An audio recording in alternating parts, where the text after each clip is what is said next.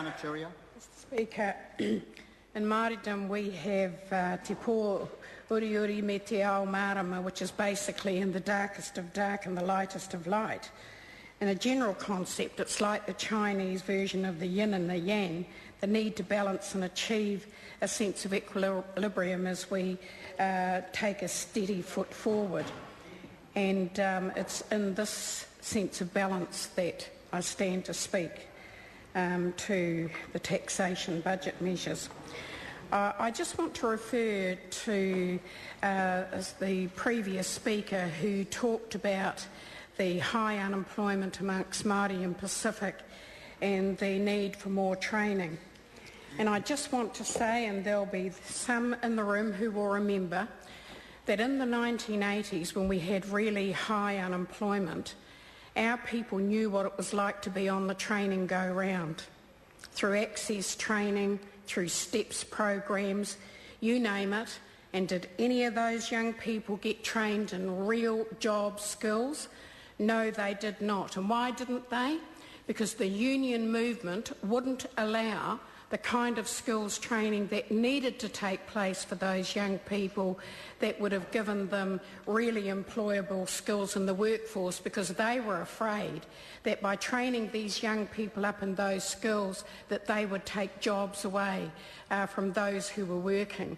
So it's one thing to get into this whole notion of Māori unemployment and talk about skills training and development, but our young people want training that is going to get them into the workforce, training and education that's going to give them an opportunity to improve their life's chances and their educational opportunities, so that they're not going to end up always being the first on and the last, or no, the last on and the first off in the job market. So I think it's really important that we had 9 years of plenty, and Māori youth unemployment and Pacific youth unemployment was still incredibly high during those years of plenty. No, it's not a load of rubbish, not a load of rubbish, not a load of rubbish. I think that it's probably a really good opportunity for those who are shouting at me in the House that they should go back and have a look at those figures. Māori youth unemployment, those under 24 years of age, high unemployment in a time of plenty. So it's manifestly evident that something is wrong with the state of the nation when we can sit back and thinking that real high unemployment amongst young Māori people is okay, because it isn't okay. If we don't have those young people contributing to the economy in the way that they should be, we're going to be in serious trouble with this ageing population if we don't get these young people into productive work, and that needs to happen as quickly as possible. So, I'll move off that take. But I think what I want to say is that something's wrong when New Zealanders are crowding the property market and feeding their own wealth, and yet no new jobs are resulting. And something's wrong when our economy is trapped in excessive debt, trapped in cycles of long-term borrowing, and business and investment confidence is declining with it.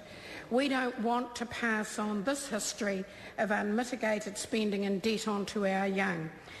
We will be supporting this bill in its entirety, as is the expectation of our coalition agreement with National. But in doing so, we have two particular priorities that we will seek to promote throughout the passage of the debate. And the first is that we want to be sure that the new tax rates for companies and savings, the depreciation and capital contributions, the personal tax cuts and the other tax changes proposed in this bill do indeed give confidence to people to invest in businesses which grow and strengthen the economy, and which will give confidence to employers to employ more people. And the second is the vital need to guarantee that poverty will be addressed. Mr. Speaker, I object to the person across the House making the comment that the Māori Party is sold out. I object in the strongest terms possible. Is the member bringing a point of order? Absolutely I am, Mr Speaker, and I want an apology. The member has taken offence under Standing Order 116 and it's a personal reflection on the member. I'll ask the member to withdraw that comment and apologise. Point of order, the Honourable Clayton Cosgrove. Mr Speaker, I think other speakers have ruled on these sort... I have ruled, and the member took offence, and we take her word for that. She was offended by the comment. I have ruled, and that's the end of the matter. I'm inviting the Honourable Tariana Turia to continue. Mr Speaker, the second is the vital need to guarantee that poverty will be addressed and that household income, standards of living and economic performance will indeed be lifted. It's vitally important to us that we do what we can to build our economic recovery and to provide more opportunities for New Zealanders to back ourselves. We need to have incentives in place to strengthen the economy and make a brighter future. But this is not just about the government tipping the scales to create the balance that we need. This is also about us, our people, our nation, preparing for our future. And if my colleague Rahui Kātane was here, she would talk to the House about Whairawa. Whairawa is designed to provide a base level of savings for all registered Ngāi Ta'u, support a culture of saving and asset building to encourage and assist Ngāi Ta'u whānui to improve their financial situation and knowledge. Whairawa is about empowerment, giving Ngāi Ta'u the ability to create a better tomorrow for themselves and for their children. It's about rebuilding the savings culture that we once believed in. Māori are phenomenally thrifty people, people who can make a meal spread to feed a crowd, people who know how to make the best of what they have in front of them. But we are also a people who focus on the future for the generations to come. And in this sense, although our people did not like the proposal to increase GST, they are also not happy with the concept of leaving our grandchildren burdened by the heavy price of debt.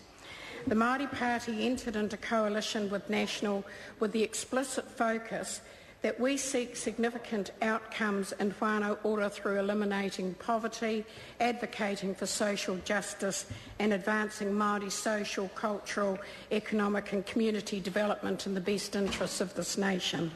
These are ideals that we hold true to as much today as we did when we signed up to that agreement. Unlike the two major parties of this Parliament, we are not afraid to say the word poverty. Indeed, in our policy manifesto, we made the explicit commitment to set a deadline to eliminate child poverty by 2020 and to designate an official poverty line. We will not resile from the challenge of preventing poverty.